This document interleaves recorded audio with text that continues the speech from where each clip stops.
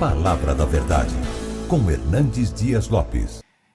Abra sua Bíblia comigo, por gentileza, na segunda carta do apóstolo Paulo a Timóteo, no capítulo 4. 2 Timóteo, capítulo 4, a partir do verso 6.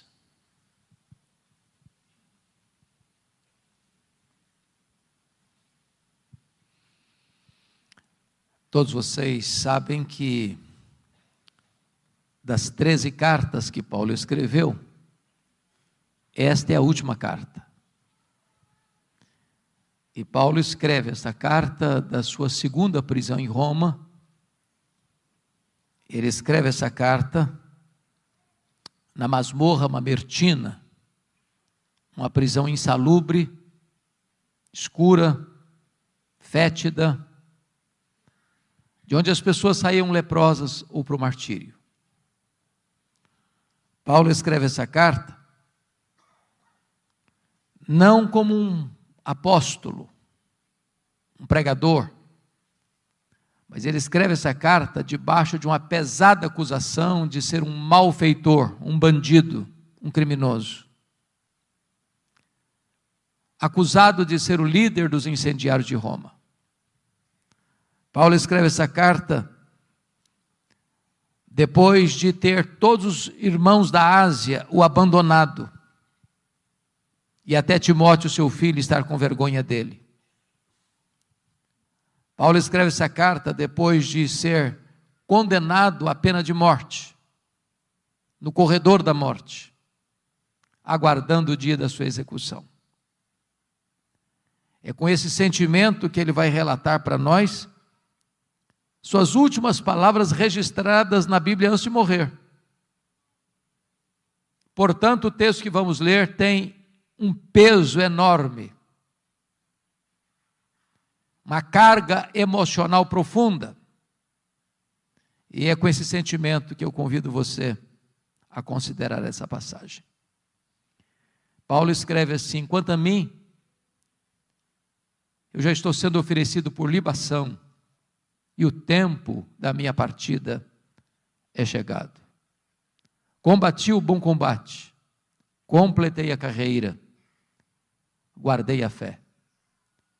Já agora a coroa da justiça me está guardada, a qual o Senhor reto juiz me dará naquele dia, e não apenas a mim, mas a todos quantos amam a sua vinda. Procura vir ter comigo depressa, porque Demas, tendo amado o presente século, me abandonou e se foi para Tessalônica. Crescente foi para a Galácia, Tito para a Dalmácia. Somente Lucas está comigo. Toma contigo Marcos e traze-o, pois me é útil para o ministério. Quanto a Tíquico, mandei-o até Éfeso. Quando vieres, traz a capa que deixou em Trode, na casa de Carpo, bem como os livros, especialmente os pergaminhos.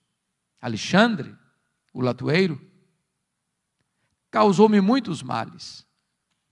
O Senhor lhe dará paga segundo as suas obras. Tu guarda-te também dele, porque resistiu fortemente às nossas palavras. Na minha primeira defesa, ninguém foi a meu favor, antes todos me abandonaram. Que isso não lhe seja posto em conta. Mas o Senhor me assistiu e me revestiu de forças, para que por meu intermédio a pregação fosse plenamente cumprida, e todos os gentios ouvissem, e fui libertado da boca do leão. O Senhor me livrará também de toda obra maligna, e me levará salvo para o seu reino celestial. A Ele glória pelos séculos dos séculos. Amém. Amém. Eu vou pedir permissão a vocês, para só voltar nesse texto, já no final da minha fala. Eu quero nesta noite apresentar a vocês o apóstolo Paulo. Este que foi certamente o maior evangelista, o maior missionário, o maior teólogo, o maior plantador de igrejas da história do cristianismo. Este homem que, dos 27 livros do Novo Testamento, escreveu 13. Este homem que percorreu as províncias do Império Romano, plantando igrejas na província da Galácia, da Macedônia, da Acaia, da Ásia Menor, que de Jerusalém ao Ilírico realizou a obra de Deus. Eu quero apresentar a vocês este homem que pregou com liberdade ou na prisão, em lugares públicos ou em salões fechados, com saúde ou com doença, vivendo em paz ou perseguido, e que morre pobre, velho, cheio de cicatrizes, abandonado, acusado, condenado, executado. Mas este homem, muito embora tenha fechado as cortinas da vida diante de uma providência tão carrancuda, é mais influente na história do que todos os Césares de Roma juntos. Quem é este homem? Eu gostaria de apresentar a vocês nesta noite este homem. O primeiro cenário que nós encontramos na Bíblia sobre ele está lá em Filipenses 3 e 5. Ele foi circuncidado ao 8º dia, da linhagem de Israel, da tribo de Benjamim, hebreu de hebreus, quanto à lei, fariseu, quanto ao zelo, perseguidor da igreja. Ele era uma espécie de judeu puro sangue.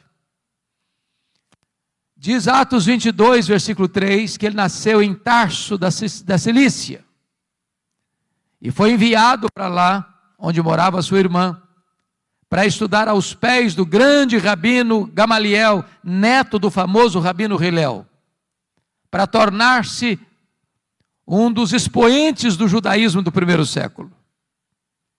Conforme Gálatas 1,14, dentre os seus pares, ele se destacou, pelo seu zelo pela tradição do seu povo, e tornou-se certamente um grande líder, personalidade forte, determinado, tornou-se um poliglota, um grande rabino, a promessa de uma grande liderança em Israel. Mas curiosamente, enquanto Saulo crescia e se fortalecia em Jerusalém, um outro rabino também crescia em Israel, não na decantada Jerusalém, onde estava o Sinédrio, onde estavam as autoridades religiosas, mas na pequena, na desprezada Nazaré da Galileia, não perlustrando os bancos de uma academia, mas trabalhando duro, na urdidura da luta de uma carpintaria com as mãos calejadas. Este rabino da Galileia, aos 30 anos de idade, deixa Nazaré, vai à Judéia, vai ao Jordão e é batizado por João Batista, dando início ao seu ministério. Diz a Bíblia que ele pregava não como os escribas e fariseus, mas pregava como quem tinha autoridade. Os cegos viam, os surdos ouviam, os mudos falavam, os coxos andavam, os leprosos eram purificados e os mortos ressuscitavam. Porém, o Sinédrio, maiormente os fariseus e os escribas, começaram a vigiá-lo, a persegui-lo, a buscar uma ocasião para pregá-lo no contrapé, para acusá-lo. E chegou um momento em que as autoridades de Israel resolveram prendê-lo à traição e matá-lo. Contrataram testemunhas falsas para acusá-lo. Acusaram-no de 2 gravíssimos crimes de blasfêmia contra Deus e de conspiração contra César. Cuspiram no seu rosto, esbordoaram a sua cabeça, levaram-no ao pretório romano e Pilatos, a despeito de estar convencido da sua inocência, covarde e convenientemente, o entrega para ser crucificado. Crucificam-no, sepultam-no para alívio do sinédrio judaico. Porém, no 3º dia da semana, um fato glorioso aconteceu. O túmulo do Rabi da Galileia foi aberto de dentro para fora. E ele entrou nas entranhas da morte, arrancou o aguilhão da morte, matou a morte e ressuscitou, inaugurando a imortalidade. Isso foi uma bomba no arraial do inimigo. Então contrataram Saulo de Tarso como braço de ferro do Sinédrio para perseguir de forma implacável a igreja que estava nascendo. E este personagem, Saulo de Tarso, é reconhecido no Novo Testamento por 2 retratos. Primeiro, ele era uma fera selvagem. Se não, vejamos. Atos 9:1 diz que ele respirava ameaças e morte contra os discípulos. E esta palavra é a mesma na língua grega para uma fera selvagem que salta sobre a sua presa para destruí-la. Ele era uma fera selvagem.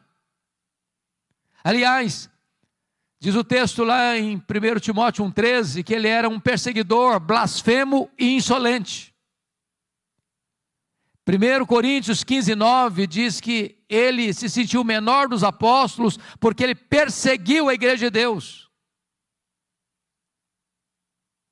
Atos 8:3 diz que ele não respeitava domicílio doméstico, ele entrava nas casas e arrastava homens e mulheres para encerrá-los em prisões, e assim ele assolava a igreja de Deus. Gálatas 1,13 diz que ele devastava a igreja de Deus. Mas Atos 9, versículo 21, diz que ele não apenas assolava a igreja de Deus, não só ele devastava a igreja de Deus, mas está escrito lá em Atos 9, 21, que ele exterminava aqueles que professavam o nome de Jesus. E vocês bem sabem que exterminar não é prender, exterminar não é bater, exterminar é matar. Saulo era um assassino, Saulo era truculento, Saulo era uma fera selvagem. Mas isso fica ainda mais claro quando você olha Atos 22:4, que diz que ele perseguiu o caminho até a morte. E notem vocês que ele não persegue apenas os crentes, ele persegue a religião dos crentes, ele persegue o caminho, com fúria assassina. Mas Atos 26, versículo 9, diz que ele entendia que devia fazer muitas coisas contra o nome de Jesus. Em outras palavras, ele não perseguia apenas os crentes, ele não perseguia apenas a religião dos crentes, ele perseguia o Deus dos crentes, ele perseguia Jesus.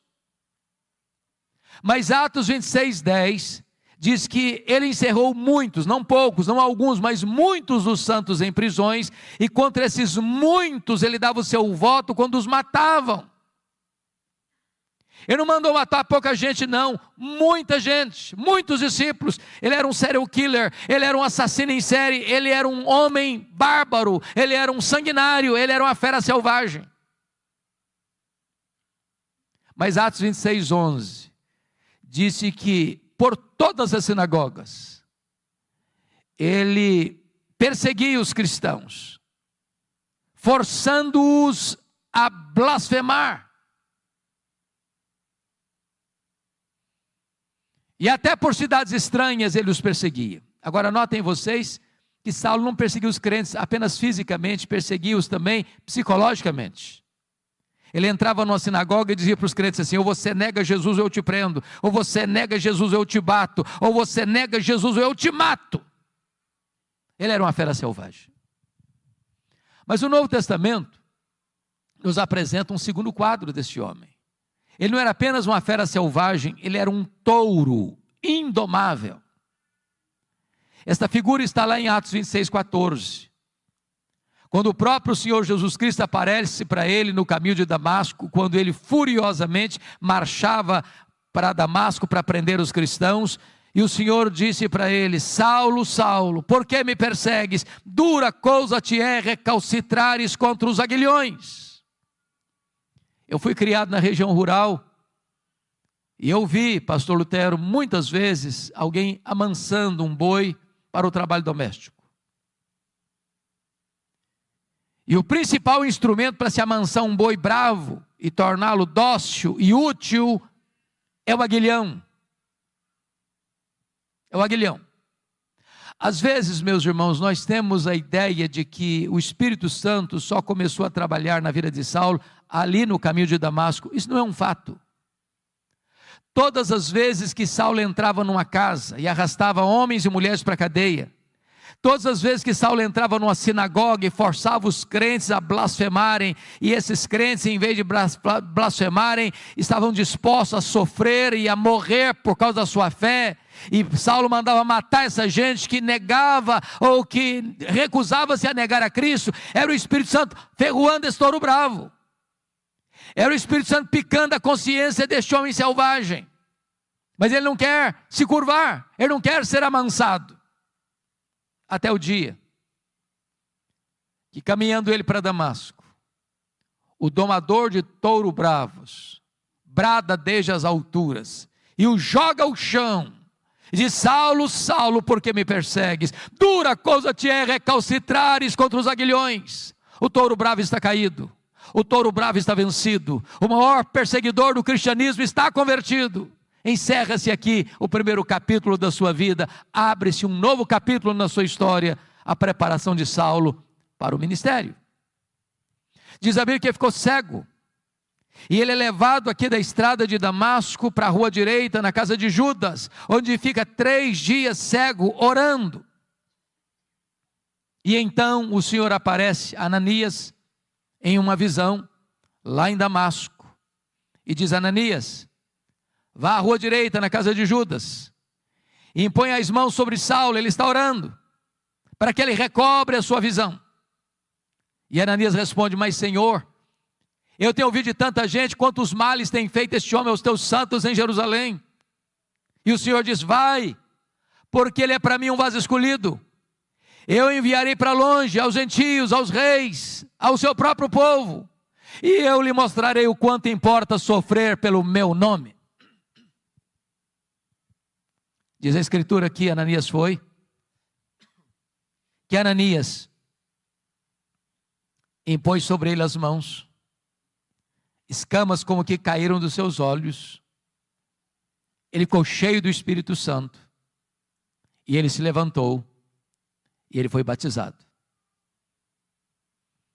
Agora eu peço que você abra sua Bíblia comigo, por favor, em Atos 9:20.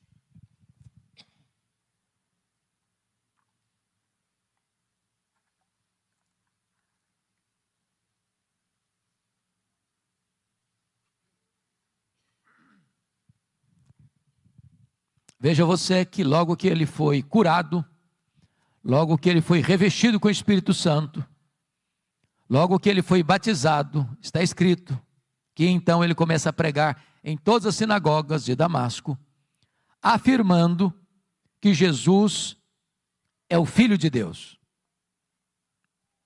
Agora olhe comigo Atos 9:22, por favor. Saulo mais e mais se fortalecia, confundindo os judeus, demonstrando que Jesus é o Cristo, é o Messias. Agora eu pergunto a você, há alguma diferença entre o que ele fez no verso 20 para o que ele fez no verso 22?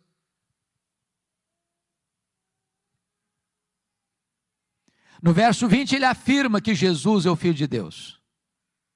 No verso 22 ele demonstra que Jesus é o Cristo, o Messias. Há uma profunda diferença. Demonstrar é provar uma tese detalhada, meticulosa e exaustivamente. A pergunta é: quanto tempo durou entre o que ele fez no verso 20 para o que ele fez no verso 22? Atos não responde esta pergunta. Dr. Ray Stedman, de quem falávamos agora há pouco, disse que há um intervalo aqui do verso 20 para o verso 22 de 3 anos. E onde Paulo esteve nesses 3 anos? Diz a Bíblia lá em Gálatas, capítulo 1, a partir do verso 13, que logo que ele foi convertido em Damasco, ele não subiu para Jerusalém onde estavam os apóstolos, mas ele foi para a região da Arábia, e lá ele ficou 3 anos, Após o que ele retorna outra vez para Damasco. E a pergunta é: o que ele ficou fazendo 3 anos na Arábia? E a resposta é: um seminário intensivo com o Senhor Jesus. Se Jesus investiu 3 anos nos apóstolos em Israel, Jesus investe 3 anos em Saulo na Arábia. As doutrinas que ele aprendeu na Arábia não foram como as doutrinas que ele aprendeu no judaísmo aos pés de um mestre humano, mas foi por revelação do próprio Senhor Jesus. Certamente nesses 3 anos ele releu e releu e releu o Antigo Testamento e descobre uma coisa: aquele Jesus que ele estava perseguindo era de fato o Messias. E então, convencido dessa verdade, diz Gálatas 1,18, que ele retorna outra vez para Damasco, e aí que se encaixa Atos 9,22, Saulo mais e mais se fortalecia, confundindo os judeus, provando, demonstrando que Jesus é o Messias, que Jesus é o Cristo. O que acontece com ele? Os judeus de Damasco querem matá-lo. E ele precisa fugir de noite, de forma humilhante, dentro de um cesto, muralha abaixo. Para onde ele vai? Agora ele vai subir para Jerusalém. Então veja comigo aí Atos 9,26. Agora ele sobe para Jerusalém. E aqui, meus amados, eu quero levantar uma tese. Eu preciso muito da sua atenção para acompanhar o meu raciocínio, para você não perder o centro desta lição. Quando Saulo sobe aqui para Jerusalém, ele não está governado pela nova aliança, ele está governado pela velha aliança. A nova aliança é uma doutrina gloriosa, que o próprio Paulo vai ensinar na sua segunda carta aos Coríntios, a partir do capítulo 2, versículo 14, quando ele diz: graças, porém, a Deus, que em Cristo sempre nos conduz em triunfo, e por meio de nós manifesta a fragrância do seu conhecimento, tanto nos que são salvos como nos que se perdem, para esse cheiro de vida para a vida, para aqueles aroma para a morte. Mas quem, porém, é suficiente para essas coisas? E a pergunta fica no ar, sem resposta. E a resposta só chega no capítulo 3, versículos 4 e 5, quando ele diz: a nossa suficiência vem de Deus. Quando Moisés desceu do Monte Sinai, com as tábuas da lei, o povo disse para Moisés: tudo que o Senhor falou, nós faremos. E eu pergunto a vocês: fizeram? E a resposta é não. Por que não? Faltou sinceridade do povo? Não, faltou poder. Na velha aliança tudo depende de você, nada de Deus. Na nova aliança tudo depende de Deus, nada de você. A nossa suficiência vem de Deus. Então a tese que eu quero levantar agora é que quando Saulo sobe para Jerusalém, em Atos 9,26, ele não está governado pela nova aliança, mas pela velha aliança. Por quê? Porque ele está convencido de uma coisa: ele está convencido de que ele será o grande líder da igreja de Jerusalém. E ele tinha motivos para isso? Primeiro, todos os apóstolos de Jesus, exceto Judas Iscariotes, eram galileus. E vocês bem sabem que aqui na Judéia, os galileus eram tidos como gente de segunda classe. Tanto é fato que quando o Espírito Santo foi derramado, lá em Atos 2, o derramamento do Espírito produziu na multidão 3 reações. Primeiro, ceticismo. O que quer isso dizer? Segundo, preconceito. Ah, são galileus. Terceiro, zombaria. Estão bêbados. Saulo deve ter pensado assim: esses galileus aqui na Judéia, aqui em Jerusalém, não vão conseguir nada não. Segundo, os apóstolos do Senhor Jesus Cristo, além de galileus, eram iletrados. Jerusalém era a capital intelectual da teologia. Lá estavam os escribas, lá estavam os fariseus, lá estavam os saduceus, lá estavam os teólogos da época. E Saulo deve ter pensado: esses discípulos aí, além de galileus, são iletrados, eles não vão conseguir nada aqui em Jerusalém. Saulo deve ter pensado assim: eu tenho o melhor preparo, eu tenho o melhor currículo, eu tenho melhor performance, eu tenho as características que essa cidade precisa para que o evangelho deslanche aqui. Sabe o que aconteceu? Veja aí Atos 9,26. Quando ele chega em Jerusalém, os discípulos todos não acreditaram na conversão dele. Pensaram que ele estava sabotando a fé para perseguir os cristãos e bater a porta da igreja na cara dele. Para quem queria ser líder, nem recebido foi.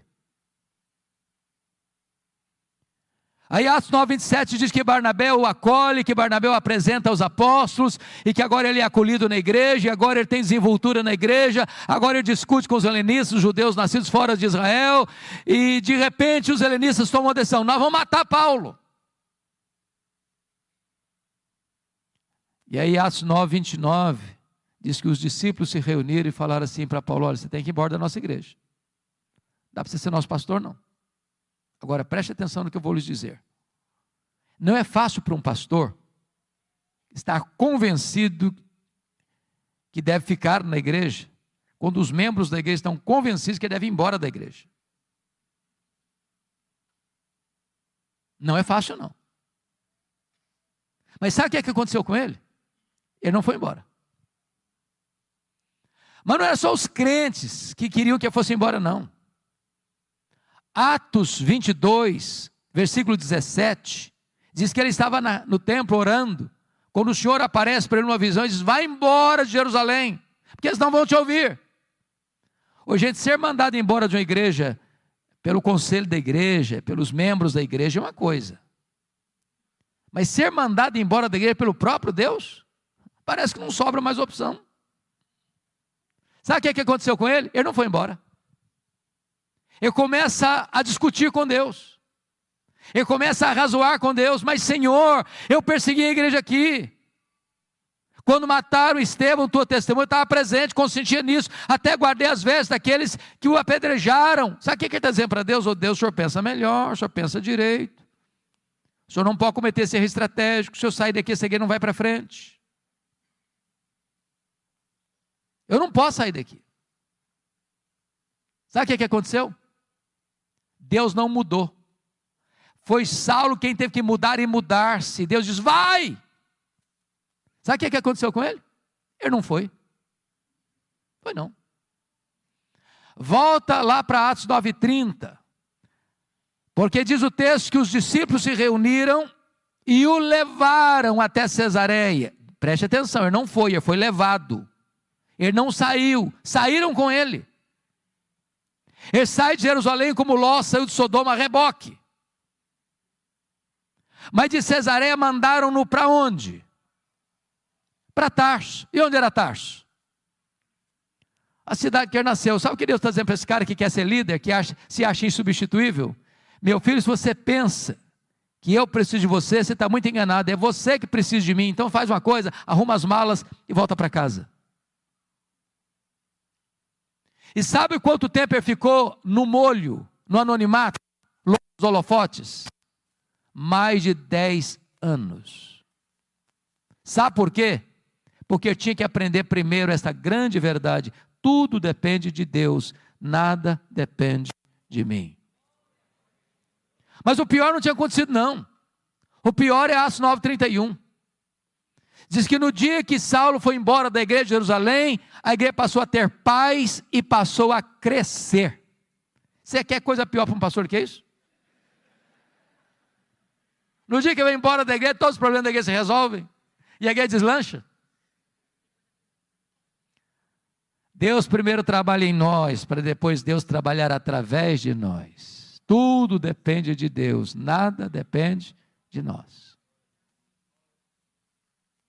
Mais de 10 anos depois, explode um avivamento em Antioquia da Síria, terceira maior cidade do mundo. E a igreja de Jerusalém manda para lá o seu melhor pastor, Barnabé.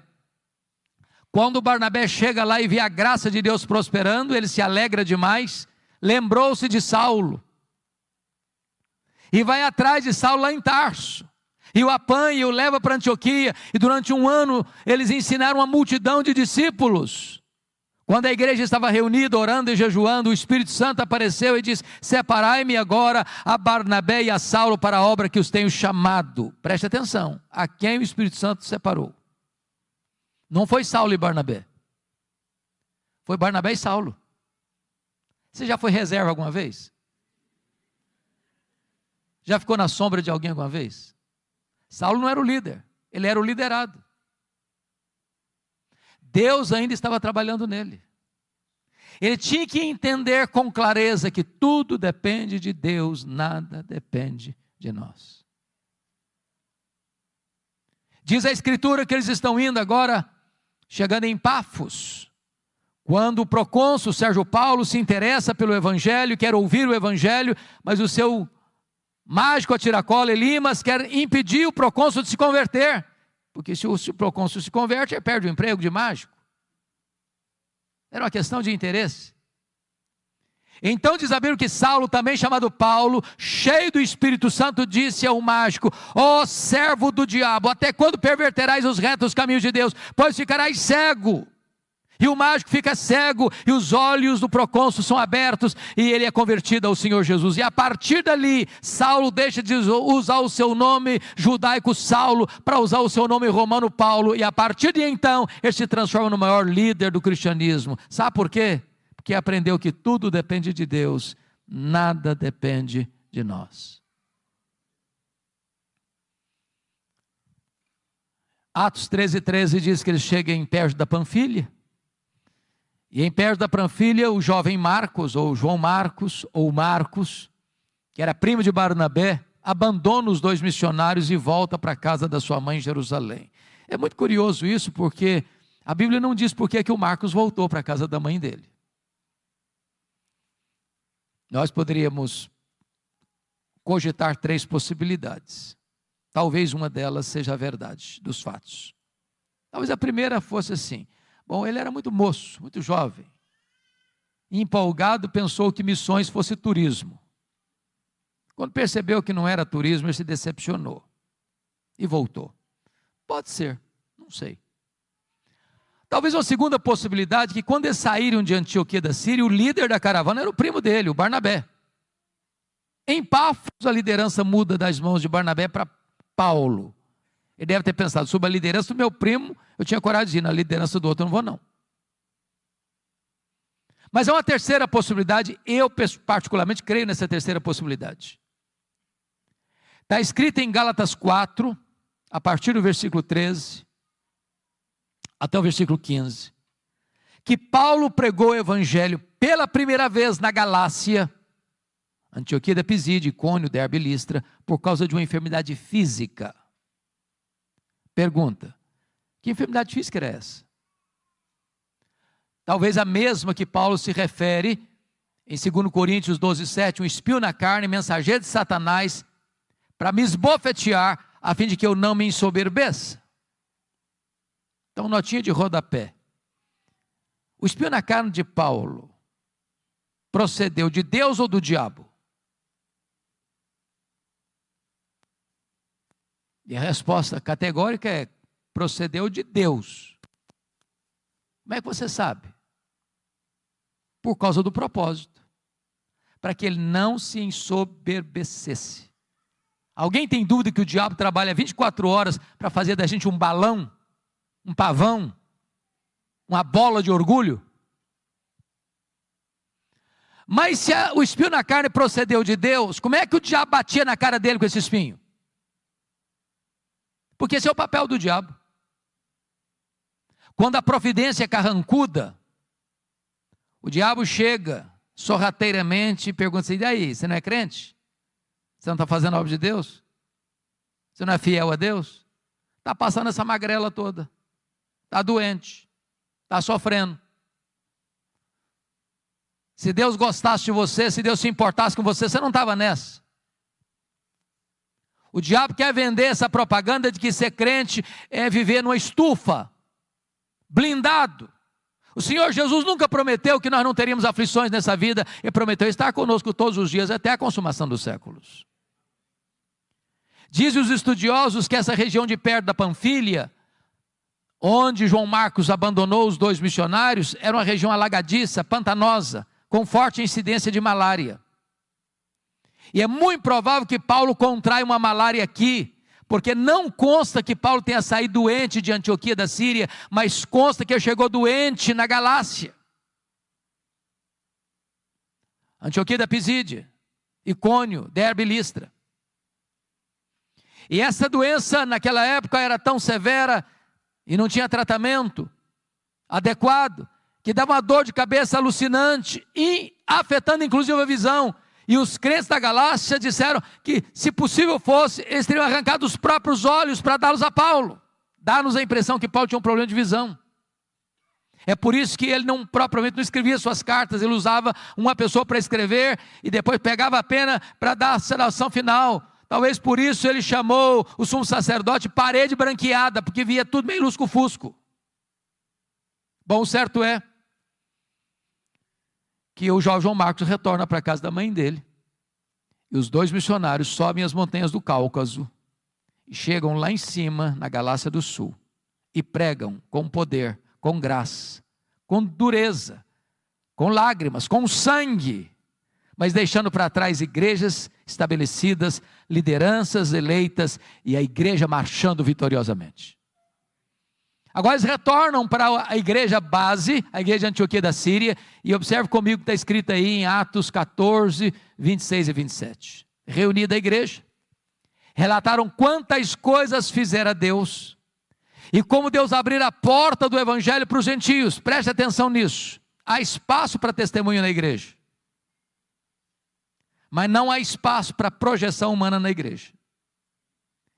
Eles não relataram quantas coisas fizeram eles relataram quantas coisas fizera Deus. Quem faz a obra é Deus, nós somos apenas os instrumentos. Agora note outra coisa, quando a igreja cresce, os problemas surgem, porque não há crescimento de igreja sem luta. É por isso que Atos 15:1 diz que quando os membros da seita dos fariseus escutaram lá em Jerusalém que os gentios estavam sendo recebidos sem passar pelo rito da circuncisão, eles desceram e disseram para os crentes gentios assim: se vocês não se circuncidarem, vocês não poderão ser salvos. Se vocês não circuncidarem e não guardarem a lei, vocês não podem ser salvos. Bom, mas isso não é evangelho. Isso é afirmar que o sacrifício de Cristo não foi suficiente. Isso é afirmar que sua fé em Cristo não é o bastante. Então vou lhes dizer algo muito solene agora. Não adianta fazer missões se a teologia é ruim. Porque se a teologia é ruim, quanto mais se prega, pior fica. Então não dá para fazer uma segunda viagem missionária sem corrigir a rota teológica da igreja. O que fizeram? Convocaram um concílio em Jerusalém. Os apóstolos, os presbíteros, e eles se reuniram para debater a matéria. Lá estava sob a liderança de Tiago, irmão de Jesus, lá estava o testemunho de Barnabé, de Pedro, de Paulo, e então tomam a decisão, e escrevem a decisão, comunicam a decisão às igrejas. É só a fé em Cristo para a salvação, não se agrega mais nada à obra perfeita e cabal do Senhor Jesus Cristo.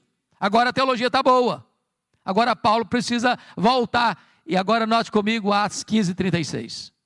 Ele chega para Barnabé e diz: Barnabé, vamos voltar para a segunda viagem missionária, Barnabé? Vamos visitar aquelas igrejas que nós plantamos, vamos fortalecer aqueles irmãos? Barnabé diz: vamos, Paulo, vamos sim. Só um detalhe, eu quero levar comigo, com a gente, o meu primo, o Marcos. Paulo respondeu assim: eu não acho justo levarmos aquele que nos abandonou desde perto da Panfilha. E aí diz o texto que houve uma desavença tal entre os dois líderes, Paulo e Barnabé, que os dois não caminharam juntos mais. Portanto, o relato e o registro está muito polido, mas deve ter sido alguma coisa mais severa do que foi isso. Eu vou tentar parafrasear para tentar captar o que houve. Eu acho que foi mais ou menos o seguinte: Paulo chegou para o Barnabé e disse: Barnabé, que decisão maravilhosa o concílio de Jerusalém tomou. Vamos fazer uma coisa agora? Agora que a rota da igreja, da teologia está boa, vamos voltar para a obra missionária? Barnabé disse: vamos, Paulo. Mas deixa eu te fazer uma pergunta. Você lembra do meu primo? Uai, Barnabé, mas é claro que eu lembro. Deixa eu dizer, eu estou com vontade de levar com a gente. E ele está todo empolgado para ir. Paulo fechou a cara. O Barnabé comigo, esse cara não vai não. Ô Paulo, mas ele melhorou, ele está mais maduro. Ele vai ser uma benção, comigo ele não vai não.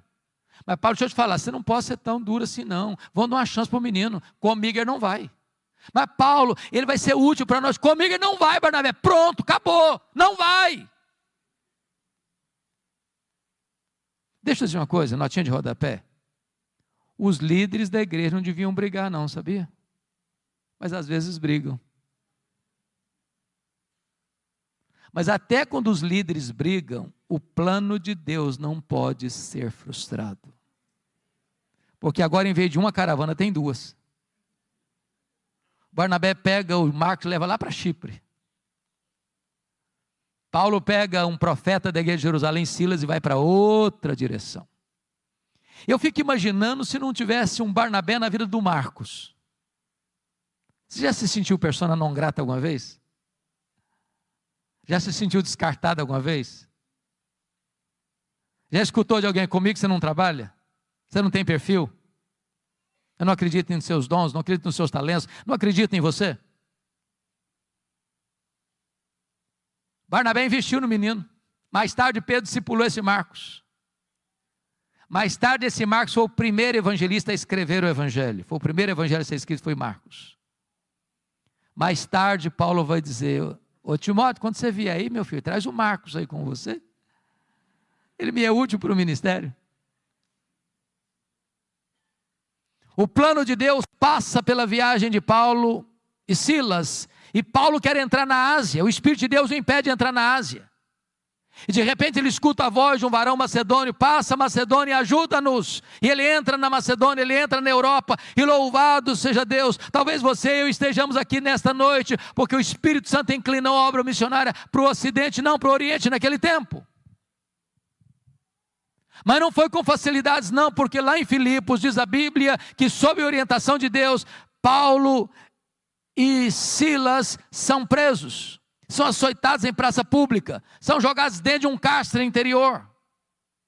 Então, me permita dizer isso: quem dá a direção missionária para a igreja é Deus, mas quem precisa saber e escolher os melhores métodos somos nós. Quando eu olho, pastor Lutero, para a estratégia missionária de Paulo, eu vejo Paulo se concentrando em cidades estratégicas. Filipos, colônia romana. Tessalônica, capital da Macedônia. Acaia, importante cidade da Macedônia. Atenas, cidade mais intelectual do mundo. Corinto, capital da Caia. Éfeso, capital da Ásia Menor. O que Paulo está entendendo é o seguinte: se você planta igrejas estratégicas em lugares estratégicos, essas igrejas vão plantar igrejas em toda a micro-região. Agora, mesmo tendo a direção de Deus, escolhendo os melhores métodos, você não tem vida fácil. Porque Paulo foi açoitado em Filipos, Paulo foi escorraçado de Tessalônica, Paulo foi enxotado de Bereia, Paulo foi chamado de tacarela em Atenas, Paulo foi chamado de impostor em Corinto. Ele vai para a terceira viagem missionária, dedicando-se 3 anos em Éfeso, e lá ele enfrenta feras, e ele diz que enfrentou lutas maiores que as suas forças. Mas notem, depois de 3 anos em Éfeso, onde ele experimenta um grande avivamento, e onde ele planta igrejas direto ou indiretamente em toda a província da Ásia Menor, como Esmirna, Pérgamo, Tiatira, Sardes, Filadélfia, Laodiceia, Colossos e Herápolis, agora ele está retornando para Jerusalém por uma razão. Vocês se lembram que havia uma profecia de Ágabo, relatada lá em Atos 11, de que haveria uma fome no mundo, no período do imperador Cláudio, que governou o Império Romano do ano 41 ao ano 54. Esta fome chegou. E Atos 18:2 diz que o imperador Cláudio expulsa os judeus que vivem em Roma. E diz Gálatas 2:10 que Paulo assume um compromisso com os líderes da igreja de Jerusalém, que ele iria para os gentios, mas ele não se esqueceria dos pobres. Em outras palavras, evangelização, obra missionária e socorro aos necessitados não são coisas que estão em conflito, mas caminham juntas. Então você vai notar, 2 Coríntios 8, 9, e também 1 Coríntios capítulo 16, e também Romanos 15, que Paulo está levantando uma coleta, uma oferta especial para os pobres da Judeia, nas igrejas gentílicas das províncias da Galácia, da Macedônia, e da Acaia e da Ásia Menor. E ele está levando essas ofertas para Jerusalém. Quando ele chega e desembarca em Cesareia Marítima, Ágabo o prende com um cinto e diz: é isso que eles vão fazer com você lá em Jerusalém. Os discípulos tentam demovê-lo. Ele diz: vocês estão fazendo comigo? Eu estou pronto não só a ser preso em Jerusalém, eu estou pronto a morrer por Jesus em Jerusalém. E ele chega lá, e ele entrega as ofertas, e ele é preso. 40 judeus entram em voto de anátema, dizendo: nós não vamos comer, nós não vamos beber, enquanto nós não matarmos Paulo. A notícia vaza, chega o sobrinho de Paulo, ele vai e comunica a Paulo, que comunica ao comandante, e naquela mesma noite Paulo é trasladado de Jerusalém para Cesareia Marítima, onde ficava todo o aparato militar de Roma, e Paulo fica ali 2 anos sendo acusado pelos judeus, sob a égide dos governadores Félix e Festo. Agora preste atenção nisso. Com a mudança de governo de Félix para Festo, toda transição de governo é época de reivindicações. Então, o Sinédrio jeitosamente disse para o governador Festo: ô governador, esse preso aí está no fórum errado. O fórum dele não é Cesareia, é Jerusalém. Então, quem deve julgar esse homem não é o governador, não é uma questão política, não interessa a Roma isso, é uma questão puramente religiosa. Nós somos o fórum adequado, legítimo, onde ele deve ser julgado, mas queriam matar Paulo na estrada. Paulo percebe a traição e diz para o governador: eu sou cidadão romano, eu quero ser julgado diante de César. O governador diz: para César você quer ir? Para César você irá. Mas antes, Atos 23:11, diz que o próprio Senhor apareceu para Paulo em Jerusalém e disse: coragem, Paulo, assim como você deu testemunho aqui em Jerusalém, eu quero que você dê testemunho também em Roma.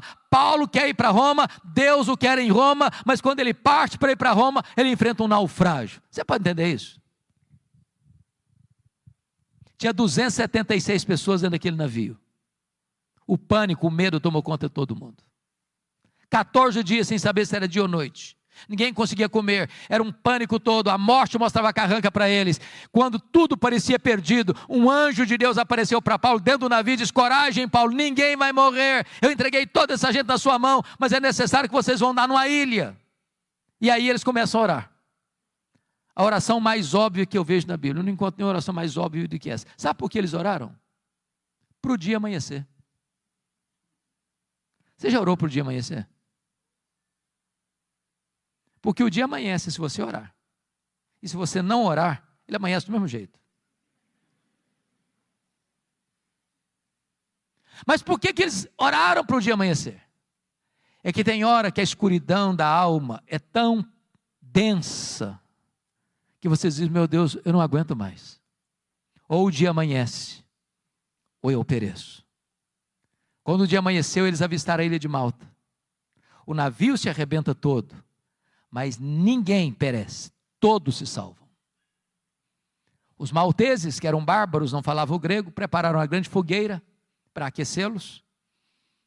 E diz a Bíblia que dos 276 que estavam dentro do navio, o único que quis manter a chama acesa foi Paulo. Foi catar uns gravetos para jogar na fogueira.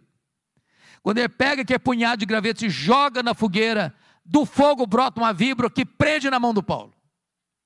E os bárbaros gritaram: é um assassino, tem se livrado do mar, a justiça não deixa viver, vai cair, vai inchar, vai morrer. Não caiu, não inchou, não morreu, mudaram de opinião, é um Deus. Não, agora não é nem um assassino e nem um Deus, é um servo do Deus vivo. Meus irmãos, aquela cobra tinha 276 outras opções para morder.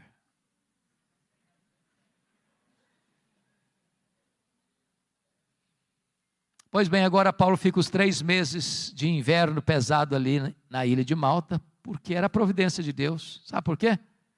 O prefeito da cidade estava doente, Paulo orou por ele, o pai do prefeito estava doente, Paulo orou por ele, foi curado, os demais enfermos vieram, Paulo orou por eles, eles foram curados. Aí você aprende uma coisa: não foi a tempestade que levou Paulo para a ilha de Malta, foi a mão da providência divina. Tem hora que parece que a vida está de ponta cabeça, e Deus está escrevendo o capítulo mais emocionante da sua vida. Paulo chega em Roma não como gostaria de ter chegado. E queria ter chegado para ficar com a igreja, para encorajar a igreja, para ser abençoado pela igreja, para ser enviado para a Espanha pela igreja de Roma. Mas ele chega preso, chega algemado. Mas ele vai dizer na carta aos Filipenses 1:12 assim: meus irmãos, eu quero que vocês saibam que as coisas que me aconteceram tenhas contribuído para o progresso do Evangelho. Agora notem isso. Você poderia chegar para Paulo e perguntar assim: ô Paulo, que coisas lhe aconteceram? Que coisas, Paulo? E ele podia fazer um resumão para nós. Ele podia dizer o seguinte: olha gente, eu fui perseguido em Damasco, eu fui rejeitado em Jerusalém, eu fui abandonado em Tarso, eu fui apedrejado em Listra, eu fui açoitado em Filipos, eu fui escorraçado de Tessalônica, eu fui enxotado de Bereia, fui chamado de tagarela em Atenas, eu fui chamado de impostor em Corinto, eu enfrentei feras em Éfeso, eu enfrentei um naufrágio para Roma, fui picado por uma cobra em Malta, eu cheguei em Roma preso e algemado, mas eu quero que vocês saibam que as coisas que me aconteceram tenham contribuído para o progresso do Evangelho. Se eu não creio em acaso, se eu não creio em sorte, se eu não creio em azar, se eu não creio em determinismo cego, se eu não creio que a mão de Deus dirige o seu destino. E porque ele está preso em Roma, em Filipenses 1, ele diz que 3 coisas aconteceram com ele. Primeiro, as igrejas foram mais encorajadas a pregar. Quando viram Paulo preso e trabalhando, se mexeram. O Ray Stedman, neste livro que nós comentávamos agora há pouco, A Dinâmica de uma Vida Autêntica, diz que um dos bons e eficazes métodos de crescimento de igreja, eu pessoalmente não gosto dele, é o seguinte: você quer ver a igreja crescer? Bote os pastores na cadeia e a igreja crescerá.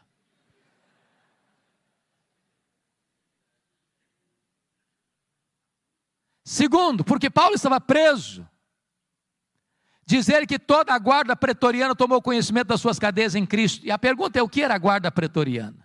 Era a guarda de elite do imperador. Era os soldados da mais alta patente do império. Eram 16 mil soldados de escol. Paulo, por ser um prisioneiro de César, tinha que ter um soldado algemado com ele, 3 turnos por dia, em rodízio durante 2 anos. E o que Paulo fez? Evangelho neles, evangelho neles, evangelho neles, evangelho neles. O cara não podia nem sair porque estava algemado com ele. Durante 2 anos, deu oportunidade para Paulo evangelizar toda a guarda pretoriana. Eu chamo isso de conspiração divina. Nero não sabia disso, mas Deus o havia constituído em presidente das missões estrangeiras do império, que botou lá dentro do palácio o maior evangelista daquela época, e diante dele seu auditório. Por isso, quando ele termina essa carta aos Filipenses, capítulo 4, verso 22, ele diz: os santos vos saúdam, especialmente os da casa de César.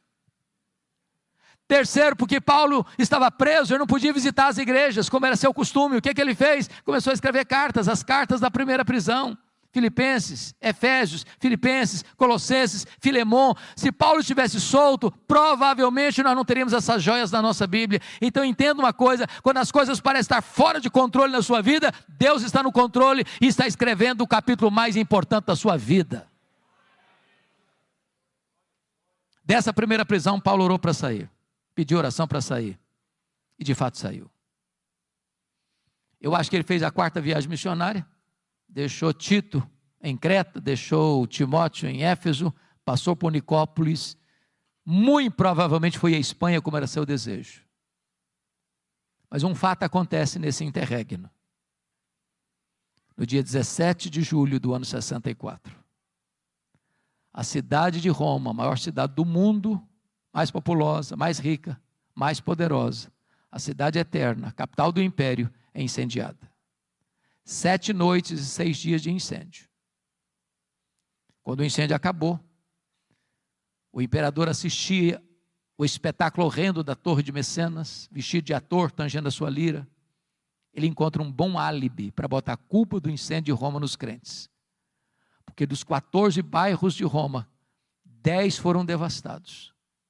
Mas os 4 que sobraram eram densamente povoados por judeus e cristãos. Ele põe a culpa do incêndio de Roma nos cristãos. Começa um verdadeiro massacre. Faltou madeira para fazer cruz, tamanha quantidade de crentes crucificados. Quando não tinha mais madeira para fazer cruz, os crentes eram cobertos de piche, amarrados nos postes e queimados vivos para iluminar as noites de Roma. Paulo, a essas alturas, já era o maior líder do cristianismo. Começam a caçá-lo, até que botam a mão nele, talvez em Trode, na casa de Carpo. não deu prazo de pegar seus livros, seus pergaminhos, sua capa surrada. E agora ele é jogado na masmorra mamertina, um lugar úmido, frio, insalubre, de onde as pessoas sejam leprosas ou para o martírio. Pois é de dentro dessa masmorra que ele escreveu o 2 Timóteo. E agora eu peço que você abra lá no texto lido, para nós encerrarmos. A pergunta é, como é que esse homem se sente?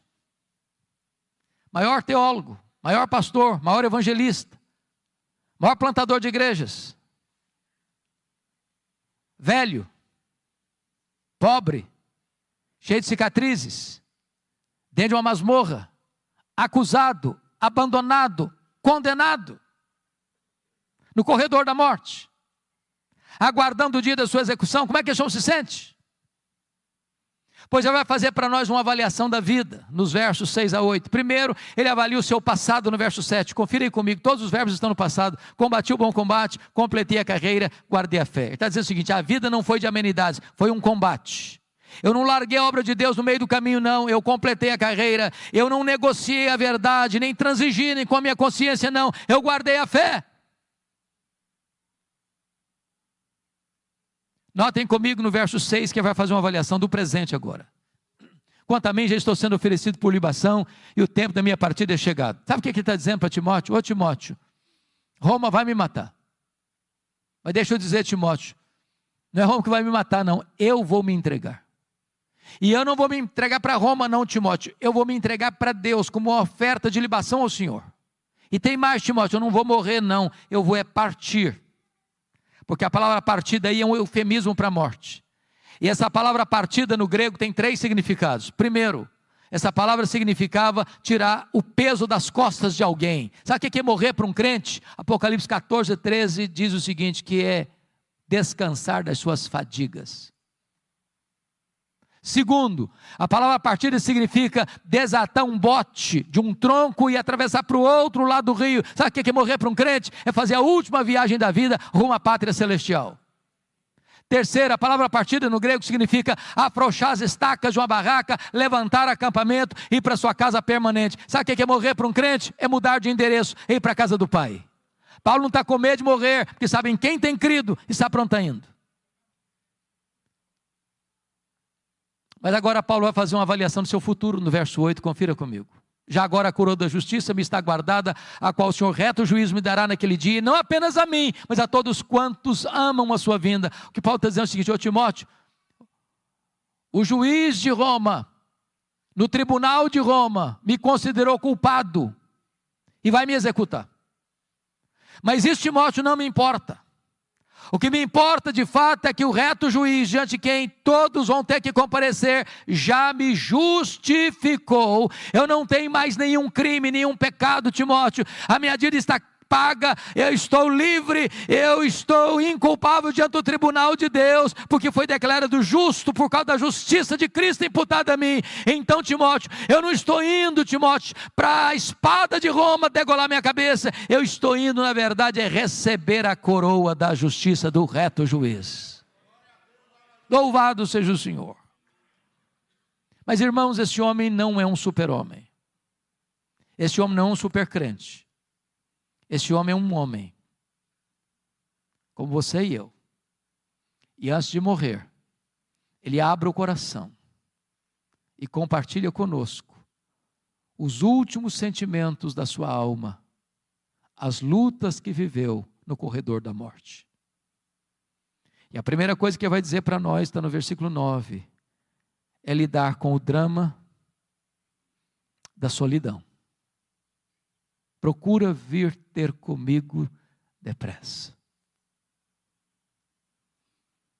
Versículo 21, venha meu filho antes do inverno. Este homem que investiu a vida em gente, no final da vida, não tem alguém para lhe dar um abraço. Segundo, ele vai compartilhar conosco a dor do abandono no versículo 10. Demas, tendo amado o presente século, me abandonou. Aquele que fez a obra de Deus com tanto zelo, com tanto vigor, que investiu a vida na vida de tanta gente, agora está vivendo o drama de ser abandonado na velhice, na hora que mais precisa de ajuda. Terceiro, e compartilhe conosco o drama das privações. Versículo 13 e 14. E tem privação emocional, precisa de gente. Gente precisa de Deus, mas gente precisa de gente. Privação mental. Está precisando de ler. Traz os meus livros. Traz os pergaminhos, as cópias da Bíblia. Me impressiona, Paulo, porque ele está morrendo, mas quer ler mais. Tem gente que passa a vida inteira sem ler nada. Mas em terceiro lugar, ele estava enfrentando privações físicas. Você sabe que gente velha sente mais frio do que gente nova. Roma, no inverno, chega a temperaturas abaixo de zero. Lá dentro da masmorra é tão frio ou mais frio que aqui fora. O homem que foi o maior bandeirante da fé, está fechando as cortinas da vida, não tem uma capa surrada para usar, para aquecer o seu corpo. Isso, meus irmãos, é um alerta para nós, que às vezes tendo casa para morar, tendo cama para dormir, tendo roupa quente para vestir, tendo comida farta sobre a mesa, ainda está murmurando. Paulo, no final da sua vida, talvez lida com o maior de todos os dramas. É o drama da ingratidão. Versículo 16 diz: na minha primeira defesa, ninguém foi a meu favor, mas todos me abandonaram. Mas louvado seja Deus pelo versículo 17, onde você encontra uma conjunção adversativa: mas o Senhor me assistiu, me revestiu de forças, para que por meu intermédio a pregação fosse plenamente cumprida e todos os gentios ouvissem, e fui libertado da boca do leão. O Senhor me livrará de toda obra maligna, me levará salvo para o seu reino celestial. Louvado seja Deus. Você pode perder o apoio da terra, mas jamais perderá o apoio do céu. Você pode ser abandonado pelos homens, mas jamais será abandonado por Deus. Quis a providência divina, irmãos, que o final da história deste homem não estivesse registrada nas Escrituras. Mas eu vejo esse dia. Eu imagino esse dia. Eu imagino essa cena. De um dia o carcereiro, o carrasco, sem alma, sem piedade, endurecido, recebendo em sua mesa, talvez um pedaço de couro, contendo o nome de um prisioneiro que deveria ser executado naquele dia. E eu imagino esse homem se levantando da sua cadeira, com passadas largas e pesadas, com um molho de chaves numa mão, uma tocha de fogo na outra. E eu vejo esse homem entrando e abrindo aquela pesada porta de ferro. Eu vejo esse homem entrando com aquela tocha de fogo e gritando: prisioneiro Paulo, prisioneiro Paulo, prisioneiro Paulo. E lá no fundo o velho responde: sou eu estou aqui. Ele é acorrentado, ele é retirado da masmorra, é levado para o local da execução. E por ser certamente o prisioneiro mais conhecido e mais famoso de Roma, porque era o grande bandeirante da fé de todo o império, o carrasco lhe pergunte: você quer dizer algumas palavras antes de morrer? Talvez esperando que ele fosse expor a sua mágoa, sua revolta, sua dor, por ter sido acusado, maltratado, abandonado, reduzido à calamidade. Eu imagino Paulo respondendo assim: eu tenho alguma coisa para dizer. E talvez Paulo pudesse recordar do que escreveu para Timóteo. Nesta hora ele levanta os olhos aos céus e diz a ele, ao Senhor Jesus: glória pelos séculos dos séculos. Amém. Botou a cabeça no cepo, a espada de Roma tosou-lhe a cabeça para um lado, corpo para o outro, tombou na terra como um mártir, mas foi recebido no céu como um príncipe. É este homem que